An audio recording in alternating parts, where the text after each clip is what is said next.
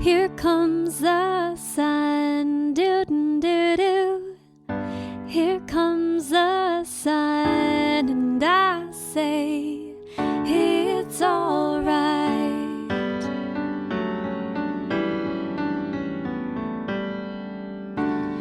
Hello, Fortitude audience, and thank you so much for joining us today. I am sitting across the table from two beautiful ladies and my handsome husband, Amos. Hello. Say hello, ladies. Hello. We have Brandi and we have Kira with us today. And this topic is near and dear to my heart because, well, for many reasons that we will get into. I love Gen Z. First off, Gen Z to me is such a unique group of people. I think our son falls in that category. He's 15. Yeah. So I think there is something so beautiful about what's going to come out of your guys' generation. And so, Kira, you being here and you being 18 years old, yep, you're brave. You're so brave. Thank you. I've had the opportunity to know your mother, Brandi, for, gosh, when did we meet Brandi? Jeez. 2000, I want to say it's probably 14. Probably, yeah. Because I think Amos and I were just dating when you and I had met. Yes. And it was in the business community and through your cousin who's a friend, Chris Halls. Shout out to Chris. And, you know, I remember when I first met you, I was like, dude, I think you and I could have been sisters. Like, there's so much about the two of us that is alike. And we met at your house. And so, gosh, Kira, you were just a little pumpkin. I know. I was, because that, again, you know, that's like 8 years ago. So fast forwarding to today, I am just really grateful that you both are here to share your heart and to share your story because it's not an easy thing to do. Mm-hmm. So, Kira, you're 18.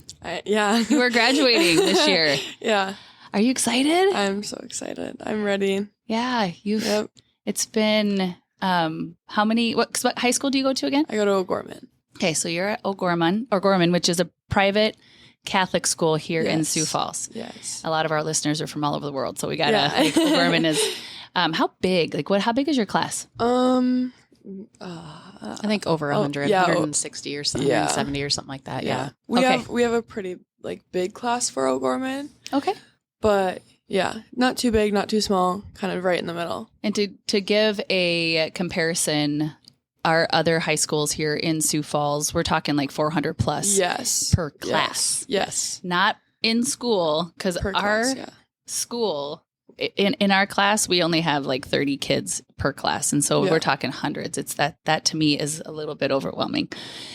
But when I think about high school and I think about in our community, there's a lot of negative that is being said. And I want to nip that in the bud so bad because when I look at generational trauma, which we talk a lot about on this podcast, the generational trauma that has been passed down, a couple, like if you go back to great grandmas the great greats, you didn't talk about nothing. You were hushed. You don't, any type of disease or alcoholism or rape or any of that is all hush. If it happens to you, you don't talk about it. Yeah. And then it's like our moms and dads were starting a little bit to discuss, and our society was starting to discuss that.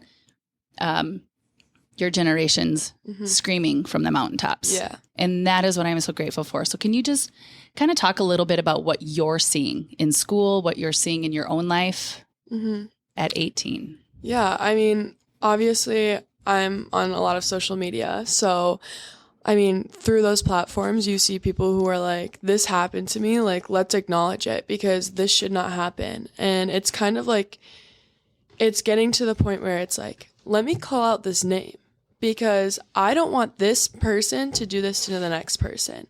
So, I think that's definitely really powerful because, I mean, you're starting to make people take accountability. And I mean, nobody on social media wants to be called out and nobody wants to be like have to take accountability, but it's like starting to make these people take accountability for like what they're doing. Yeah. So I think that's pretty cool. Have you had anything specifically happen to you or to a friend that you have been a part of? Because I know that they talk a lot about cyberbullying. Mm-hmm. Have you witnessed any of that? I mean, so something that's really big is cancel culture. So that's kind of where somebody takes one little mistake that somebody has made and makes it this huge deal, and then they cancel that person. So that's more of what I see. I mean, you see little things here and there where people are like, oh, this person's better than you, or, oh, you're fat, you're ugly. Mm-hmm. And you see more of that, but I mean, as my generation goes, like, you kind of just shake that off and focus on other things. But when you're in the spotlight, it's definitely a lot of like, it's more, it's more people trying to like tear you down, find little things that you're doing wrong. Man, so when that's just a lot of negative. And so when you're having that continuously thrown at you, where do you go to get away from that? Or because we talk a lot, like we limit our time that our son can be on technology because otherwise but that's your generation. Yeah. That's what you know. Yeah. So I think it's good for people in our community, our culture, our audience, even specifically with Fortitude. It's like helping them understand that you guys don't know any different. Yeah. It's how you were raised. Mm-hmm. So it's not a bad thing. Mm-hmm. It's just, it is what it is. Yeah. And how we can turn that and make it positive. Mm-hmm. So where do you go, Kara, to find positive? Well, a lot of problems that I face happen on Snapchat, unfortunately, because that's definitely a huge communication for teenagers. So when somebody's coming at me from Snapchat and I'm like, oh, you wouldn't do this to me in person. Like, why are you doing it over the phone? But when that happens, I get off Snapchat and I kind of revert to myself, and I'm like, okay, well, if you're going to do this on my phone, I'm going to put my phone away and I'm going to find, like, I'm going to read, or I'm going to go pray, or I'm going to go talk to my mom. And it's kind of like, I didn't know this until recently, but being comfortable with myself and knowing how to like take a break from my phone and all that negativity, that kind of set me apart from like being really depressed to starting to feel like I have a place. Wow, that's so mature. When you say they're coming at you, what do you mean by that? So girls obviously have a lot of drama. So, kind of, if I'm at school or something and I'm like, oh, like this person seems upset with me, like, let me text them once I get home. So I'll text them. I'll be like, hey, like, what's going on? Like, what's happening? Feel like something's off. And then they'll be like, well, you're a terrible person and you've done this, this, and this wrong. And I'm like, whoa. Now, like, let's talk about it. Like, what is going on? And they're like, no. Like, you are a terrible person. Wait, literally saying things like you're a terrible person? Yes. Yeah. But they wouldn't normally say that to your like, face. they wouldn't say, like, you get back to school and they're like, oh, hey. Ugh. Like nothing happened? Like there was no conversation? Yeah. Really? Yes. Is it possible that their interpretation of terrible is like, it's not the essence of the word when used in the context of Snapchat? Yes. Are they just saying like it's a way of like putting exclamation point, but it's actually just means so.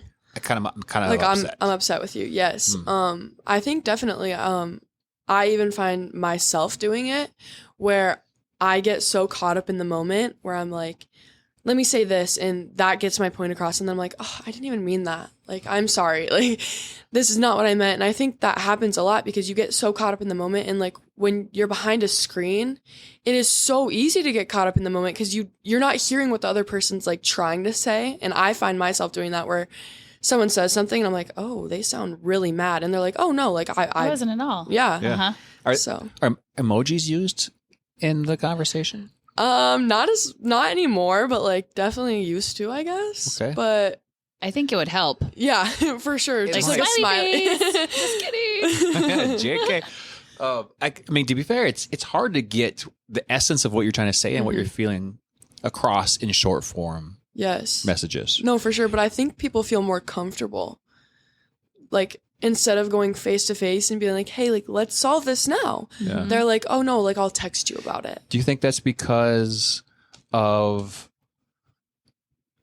they go to the safe place, they use the safe method because of insecurities in their lives? And no, for sure. And what do you think is the root cause of that insecurity?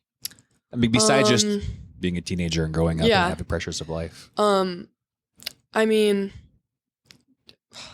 it's hard because it has to be different for everyone. I mean, some of my personal experiences is like, I'm always afraid I'm not going to get everything out. And I'm like, if I text it, like, I know I can get everything out and just send it your way. But like when you're face to face, it's hard because like if you move on past one thing, you're like, oh, I don't want to bring this up because then I'm starting another problem. I'll just let it go.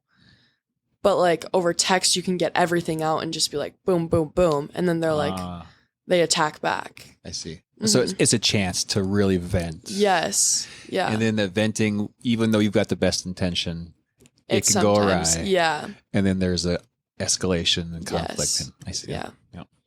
We've never done that, have we? We're pretty good about that, actually. We're pretty good about pick up the phone and do you ever do that? Do you just call them back and just say? I have before. Like there was a very like huge situation in my life that kind of was a turning point, and like I do need to get help for kind of the depression and anxiety that I was feeling. But when that happened, I called everyone that was in the situation. I was like, hey, like, let's get this out. But again, like when you're not in person and there's no one else around, it's really easy to point out things that maybe the other person has done or that you don't like about the other person and then feel safe about it. Yeah, I see. What I'm hearing is that we both have responsibility, both ends, both parties. Yes. The sender and the receiver. The sender has a responsibility to be careful about what they say. Yes. The receiver also has a responsibility to fully understand that text is hard to get across the essence. And don't jump to conclusions. Yes. Ask questions, seek to understand, ask clarifying questions. Yeah. And if it's still, if you go through several rounds of that, it's still clear that they're upset. Then, I'm going to pick up the phone. Yeah. Have a voice conversation. One thing I got a lot right now from that. But in relationships in general, one thing my husband has taught me is to always seek to understand, because truly everybody just wants to be understood and wants to be heard, like their side of it. And then you can agree to disagree. Yep. I mean, you don't have, but just if every party just has the conversation and seeks to understand, our marriage is so much better just due to that one point of communication. Yeah. Brandi, you and I and Amos, and I look at the 40s-ishes who have the Kiras. We have a very, very important job right now. Very. Like, as parents, helping you guys walk through this and being open and having the communication and the leadership and not dictatorship, not this is what needs to be done or whatever, but how we react to things and how we communicate things, we are modeling it to our children. And if we don't step in and we don't start to have these really tough conversations with our children, this is going on behind closed doors in their bedrooms. And that's scary, because there is not only just the, oh, you're terrible, oh, you are too, the back and forth, the really, really kind of petty stuff. Yeah. There's also text messages that are going back saying, you should kill yourself. Yep. Whoa. Like that happens more often than someone would think. Yes. Yeah. What do they call that? It's like, isn't it just an acronym? Like, it's not, they don't write out all the words. KYS. Yeah. What does it stand for? Kill yourself. Right. 3 letters that can destroy someone. Yep. And a family. And because of all those pressures, like you talk about, it's not just the simple, small little words. And over time, yes. Like you get beat up with all the other stuff, but man, like that's not okay. Yeah. Brandi. Yeah, it's hard. I think for me, and like I'm super lucky that Kira and I have an open relationship and that we talk about pretty much everything, even things that like I know I would never have talked to my mother about when I was in high school. So I'm super blessed that we have built that relationship. But what's really hard for me is seeing her, when those things are going on, like my visual is like you just now fast forward her and throw her on an island, right? And she's just like isolated and feels alone. And I think as a parent, and she'll be the first to tell you, I've handled a lot of situations wrong because I'm like one of those people where if there is a conflict going on, I'm going to talk to you face to face.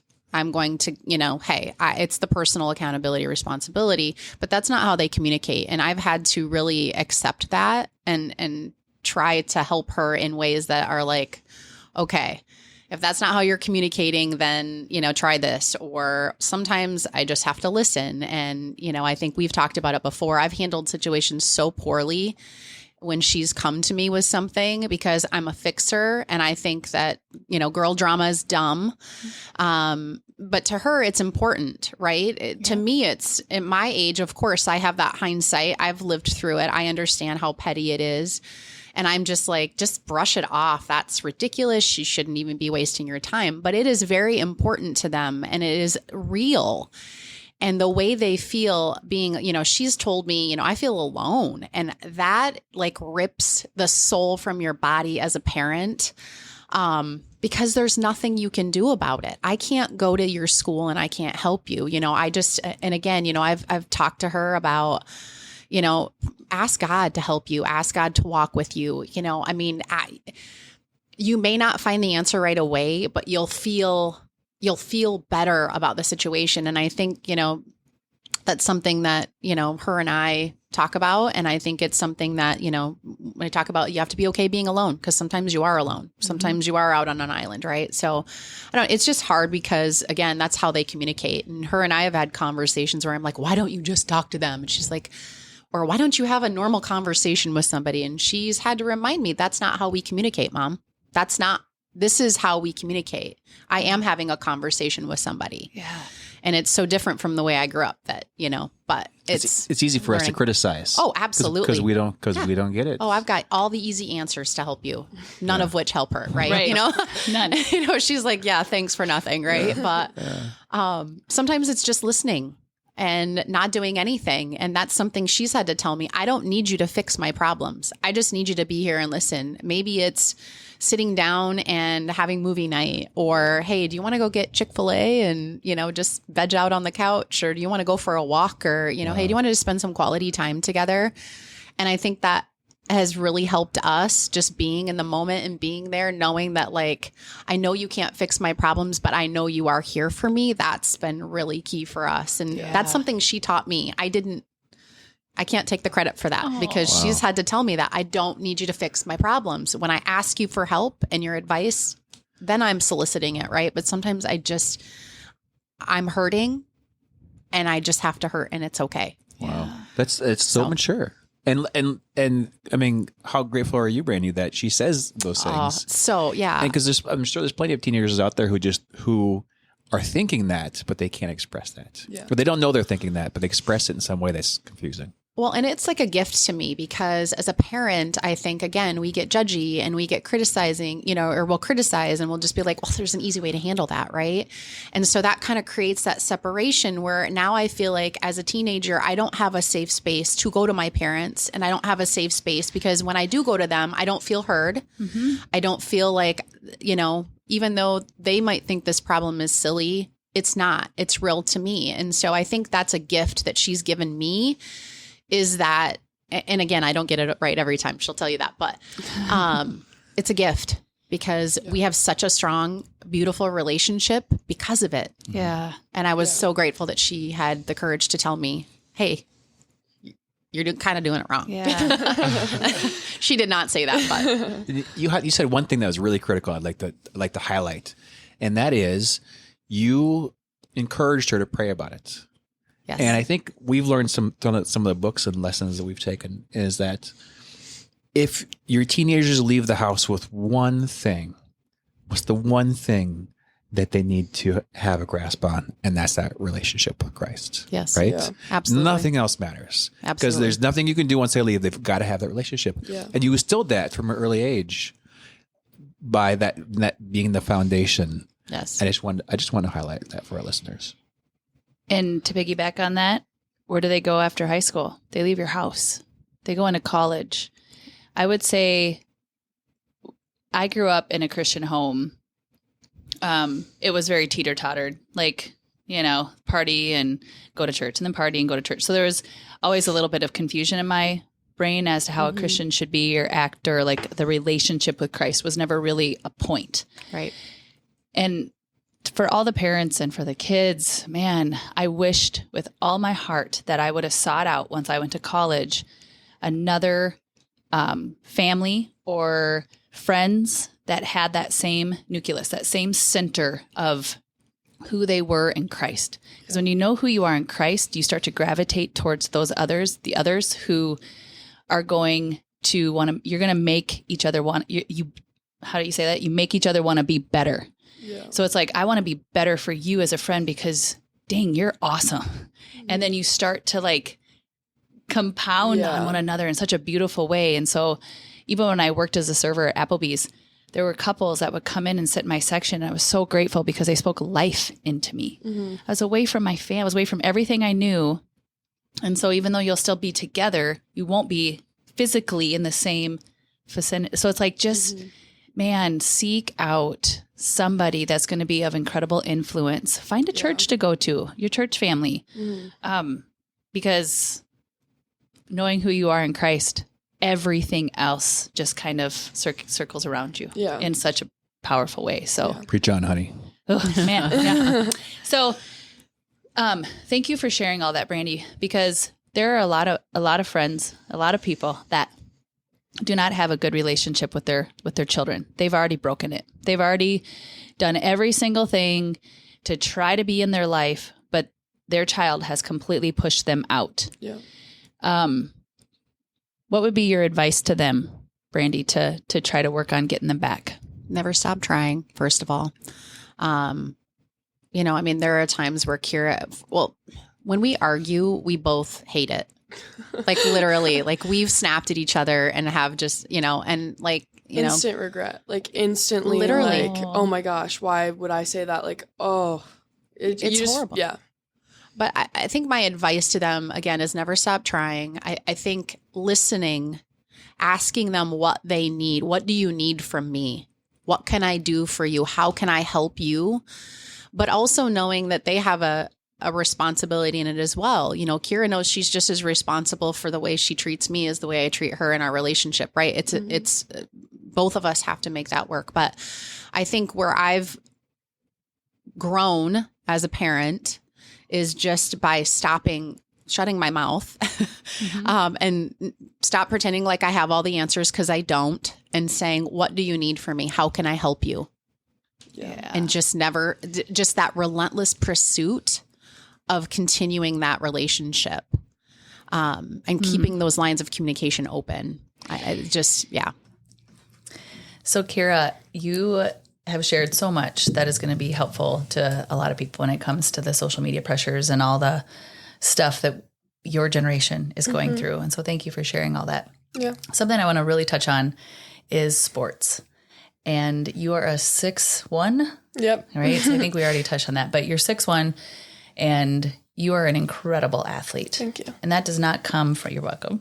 That does not come from sitting on the couch eating potato chips, and then running out to go play some sports. It is pretty natural for you. However, you've had a lot of pressure and you've had a lot of influences in your life, good and bad. And so I'd like you just to share a little bit about what you've gone through in the sports arena. Yeah, for sure. I think there have been a lot of positive coaches and a lot of negative coaches. I'm going to touch on the positive first. There are coaches out there that when I am pitching, because I'll talk about softball mostly. When I am pitching, I always have that thought in the back of my head, like, you have to throw this perfect. If it's not perfect, like, why are you even playing? And a lot of coaches that I've worked with have seen that and then been like, it's fine. You had one bad pitch, doesn't make you a bad player, but you need to work on it. You just need to work on the consistency. And it's the positive reinforcement, especially like in practice, will carry over to a game. So then when I'm in that situation, I throw a bad pitch and maybe someone hits a home run. I'm like, doesn't matter. Like, that was one pitch. This is one game. I've got a next one. I've got a next pitch. Like, it doesn't end here. Like, it will continue. But then I think there's also some negative coaches that I've worked with where it's like, if you don't work 24/7 and you're not pushing yourself to like literally collapsing in your bed and wanting to cry because you're in so much pain, like if you're not to that point, you're not working hard enough. Or you pitch something and it's just not really where it's supposed to be, or a ball or two off, it's like the end of the world. And then you think it's the end of the world. Right. And then you get in a game and your anxiety kicks in. And you think to all those coaches who are like, you've got to pitch it perfect. You have to pitch it perfect. And you're like, okay, I have to pitch it perfect. Like this has to happen. And then the anxiety kicks in, you start pitching bad. And then you think, I'm such a terrible pitcher. And you're taught and it's reinforced in your brain that if every pitch isn't perfect, you're a terrible pitcher. So I think I'm glad that I've gotten to where I am, to where like now that I'm pitching, I like can understand that a little better, but it's definitely hard, especially when you're young, when you have those, grown adults telling you that, and you're young. So you believe them. It's like, yeah, you're right. You're right. You've done this longer than me. Like you've been coaching teams, and there's been multiple coaches, but it's just it's tough, but it works in the movies. that negative, that negative pressure. Yeah. You tell someone something negative and they all of a sudden they flip. Yep. So that you're saying that doesn't work in real life. No, it doesn't work. That is counterproductive. It is so counterproductive, and it's hard because I'm sure there's a lot of young girls out there who it just consumes you, and it doesn't just consume you in your sports. It will consume you in every aspect of your life. And I've heard that multiple times from different parents that have kids that are in sports, or even just for mine, with Jacob being in sports too. I'm like, man, just as long as you give it your all, but your all compared to what someone else's thinks your all is. I think that's where the unfair pressure comes from.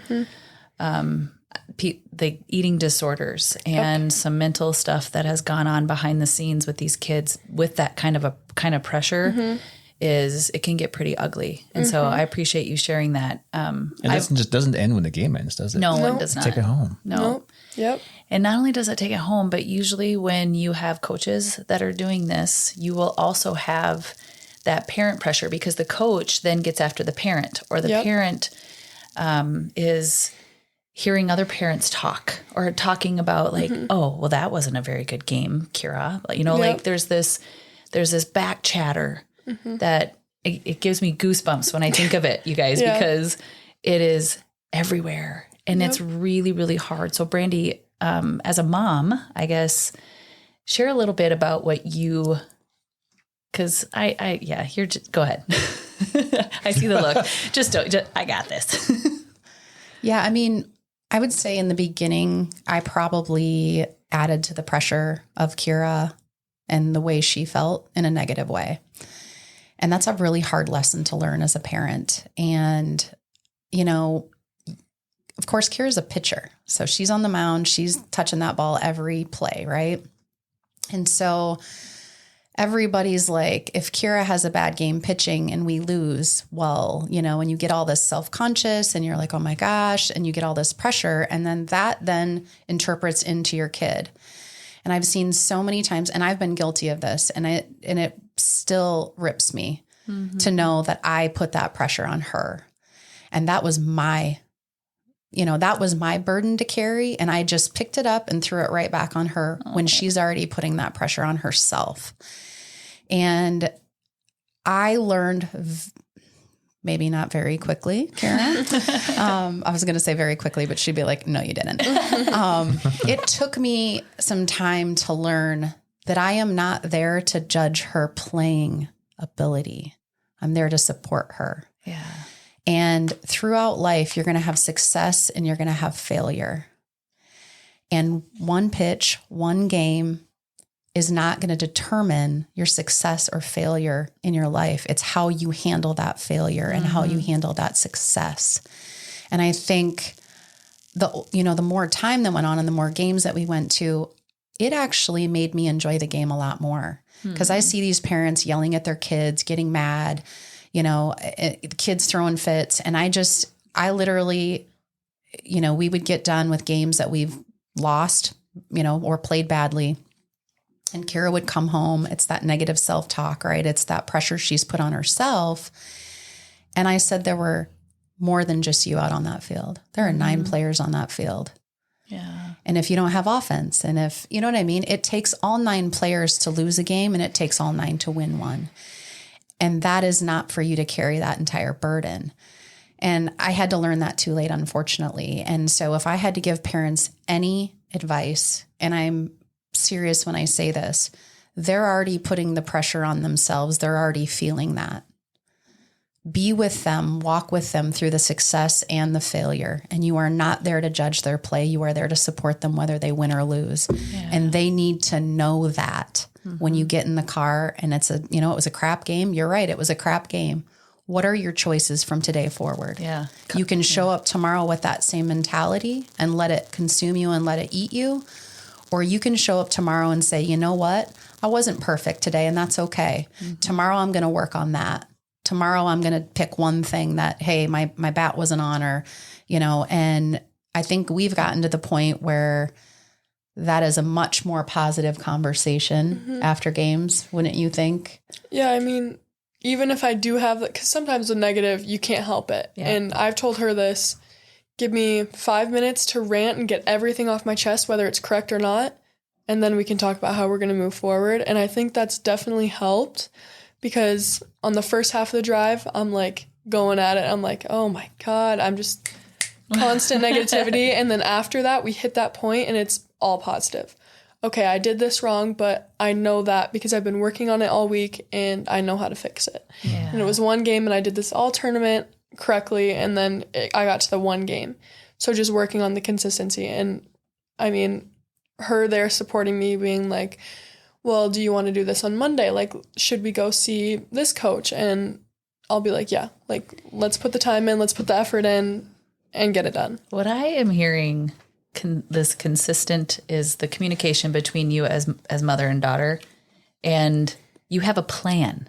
You guys, between the two of you, you're like, okay, this is what's going to happen. Once A is done, we're going to move into how are we going to fix it. So it's like you're allowing yourself to feel the feels. You feel them, you let them out, and then you have a plan to circle back around to attack it in a really positive, reinforcing way. Yeah. That's so beautiful, you guys. It's teamwork. Like, it's not a push-pull relationship. That's teamwork. That's how it should work across the board on the whole team, Rowing and with together. the parents and with the kids, the support that y'all should feel. We have 3 little girls, and we just got done with coach pitch T-ball. So you have these little 5-year-olds and little 6, 7-year-olds running around who don't really know the game. And another thing that I would encourage parents to do, and that is to cheer for all kids, not just your own. There's something about when the kids are out there and they're swinging and they can't hit. It's like, it's okay. It's all right. You got this. Like, the encouragement from the crowd as an athlete myself, like, that used to make me tear up after the game. I'd go up to different moms and be like, Missy, thank you so much. Or whoever. And just thank you for cheering for me, because that made all the difference. And so even when things are good or bad, or they're not, just really to step up and be in partnership with everybody involved, and not be yelling negative, not be whispering, just to be so supportive. Right. And this whole tough love thing, one more thing, because I think you touched on it a little bit with the coaches, and that's, people will say, well, I'm doing it because it's tough love. This is the way they do it. Tough love is good. They need it. What is your thoughts on that? I think yes and no. I think there's some tough love where, like, kids definitely need a push. Like, I have so many, like, the pitching coach I work with now, I'll be pitching and he'll be like, hey, I know you're tired, but let's go. Like, you got to pick it up because I know you can give more. But that, and being like, you are just so terrible. You suck as a pitcher. Like, I think there's a difference, and there's a line you shouldn't cross. And the line is harping on the athlete's ability. I think the tough love with, like, hey, I know you can give a little more because I've seen you do it before. Like, I just want you to give all that you have. That tough love versus the negative harping on the athlete's ability. I think that's the negative and positive. Yeah, and it's hard to differentiate for sure. But it comes with the respect beforehand. Yep. Because it's almost like a permission. Once you have deposits in the bank, like with an athlete or with a kid, just in general from parenting, when you're positive, when they say tough love, there's got to be love first. Yep. Then you can be tough. Yep. And the tough is not throwing daggers. It's the encouragement in a more stern way because they know what you're capable of. Yep. Because, right, like there's that difference in there that's beautifully done by the really great coaches and the really great teachers. And and if you don't know how to do it, there's so many resources out there. I mean, I, as a parent and a previous coach, I didn't know. I wasn't born with it. I had to teach myself and learn and educate myself on some of the best practices. And there's some great leaders out there that have written books or have done podcasts or they've done different things, and they inform us of ways to do it. And so those who have competitive edge, parents and coaches, and they're still living through their kids, that's also a really hurtful, negative thing. So that's just another thing to touch on, that there's a lot of education out there for that as well. This has been so good. I am grateful that you two have the relationship that you do to be able to share with our audience. Because if we had more parent, daughter, parent, son, parent, whatever relationships like this, with that open communication and a plan and just speaking into each other's lives from both arenas, because you've talked about that. You've talked about how she's taught you, Brandi, and vice versa. So it's really beautiful. Is there any last things you want to share in regards to that? I don't think so. No, I don't think so either. Okay. It's like, I want you guys to hug or something. But don't move the mic. All right. Well, thank you so much. I'm excited for the part 2 of our episode with y'all. So we'll be back. Yeah. Thanks so much.